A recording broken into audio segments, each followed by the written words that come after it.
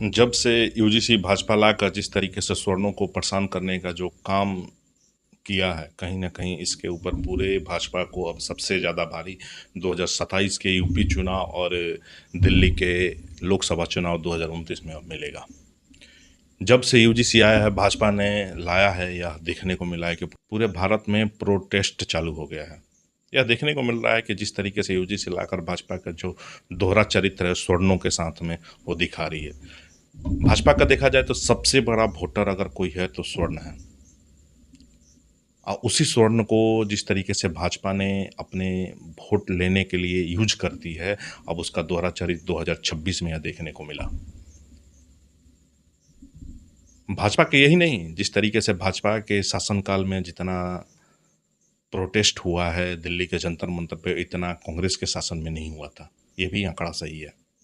ये भी आंकड़ा अब सबसे आगे निकलते जा रहा है भाजपा का। जिस तरीके से हाल ही में यूजीसी का जो बिल लाकर भाजपा ने जो दोहरा चरित्र अपना के सुप्रीम कोर्ट के द्वारा भी रोक भले ही लगा दिया गया हो, लेकिन जिस तरीके से पूरे भारत में स्वर्णों को परेशान करने का जो सिलसिला रहा है भाजपा का, अब कहीं ना कहीं यह एक सर से पार होते हुए दिख रहा है। यही नहीं, जिस तरीके से भाजपा को यह समझ में आ चुका है कि स्वर्ण वोटर सबसे ज़्यादा भाजपा के ही थे, और जो स्वर्ण वोटर जो बांकीपुर चुनाव, जो मध्य प्रदेश में उपचुनाव हुआ था, उसमें भाजपा को करारी हार मिली है। इस करारी हार से भाजपा में तिल मिला गया है सब कुछ।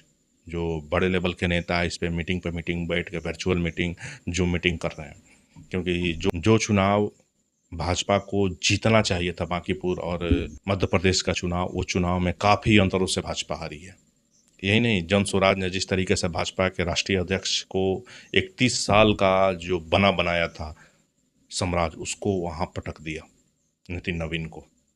उस नितिन नवीन जो भारतीय जनता पार्टी के राष्ट्रीय अध्यक्ष हैं, उनको पटक के वहाँ पे अपना जन स्वराज का पहला जीत हासिल कर लिया।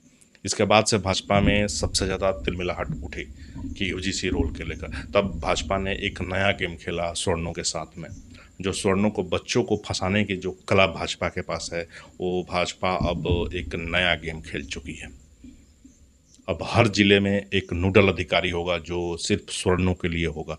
जो जिस तरीके से अगर कोई SC ST में फर्जी FIR होता है, तो उसके जांच के बाद से यह केस के ऊपर सुनवाई किया जाएगा, नहीं तो वहीं से वो केस को रद्द कर दिया जाएगा। क्या ज़रूरत है यूजीसी का? यूजीसी रद्द कर दिया जाता। यूजीसी रद्द कर दिया जाता, इतना बड़ा झमेला नहीं देखने को मिलता भाजपा को पूरे भारत में। इतना बड़ा ये